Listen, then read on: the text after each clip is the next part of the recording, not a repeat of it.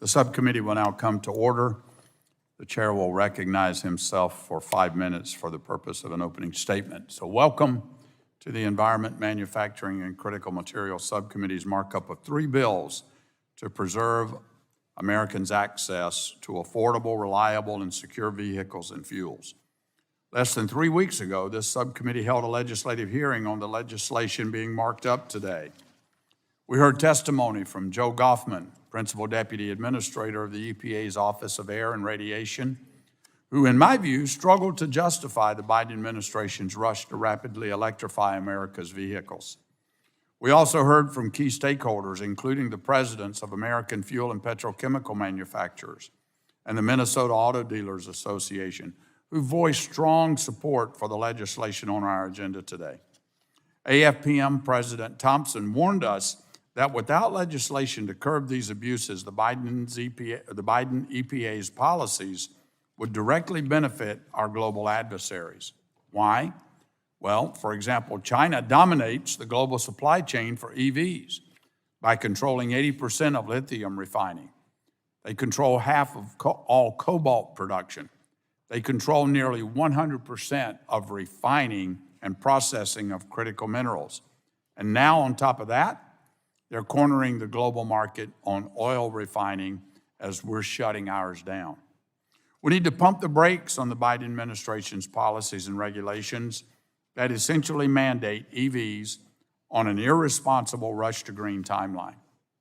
This administration is undermining our national security and taking away choice from American consumers in what appears to be an attempt to essentially nationalize major sectors of our transportation industry. And closer to home, our witness from the Minnesota Auto Dealers, Mr. Lambert, highlighted that electric vehicles simply do not work for many Americans. Specifically, he explained that EVs lose 40% of their battery capacity in cold temperatures, dramatically decrease in range when towing any load.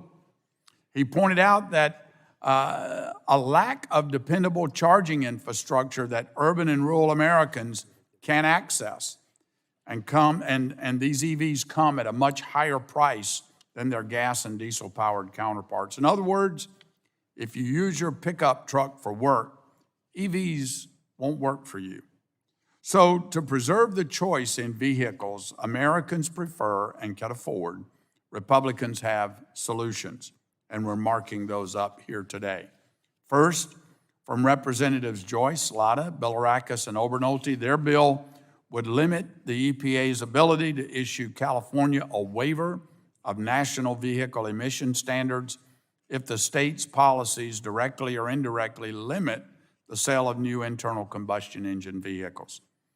The EPA should not use the misguided standards of one state as justification to drive vehicles that the agency does not like off the road. Next, we have the No Fuel Credits for Batteries Act introduced by Mr. Pence.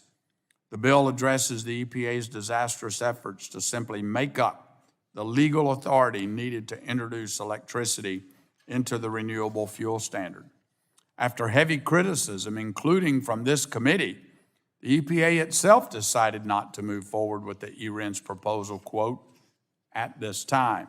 However, the EPA announced plans to continue working on an ERIN's program that could be finalized at a later date. So to prevent any future agency overreach, this bill clarifies that EPA is not authorized to create an ERIN's program. In addition, we're marking up the Choice in Automobile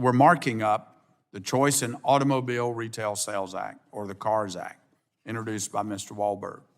The bill would prevent the EPA from implementing the multi-pollutant emission standards for model years 2027 and later for light and medium-duty vehicles, which requires 2/3 of their new car sales and half of new truck sales to be electric by 2032.